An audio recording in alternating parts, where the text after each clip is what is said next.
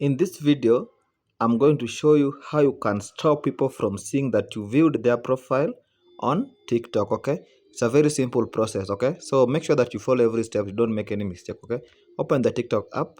Now, when you open the TikTok app, you will see various options. There's the option for the top there having the information about the TikTok page. Then, at the very right to the top, there's the icon for with two footsteps for viewing the profile. Just tap on it.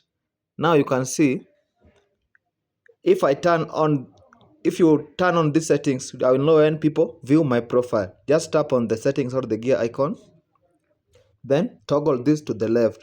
If you toggle this to the left, even if you view someone's profile, they'll not be notified that you viewed their profile. After viewing someone's profile, you can turn it back on so that you can see people who view your profile. So that's how you prevent people from seeing that you viewed their profile on TikTok. If you found value in this video, please make sure to like it and subscribe to my channel, for more tips like this.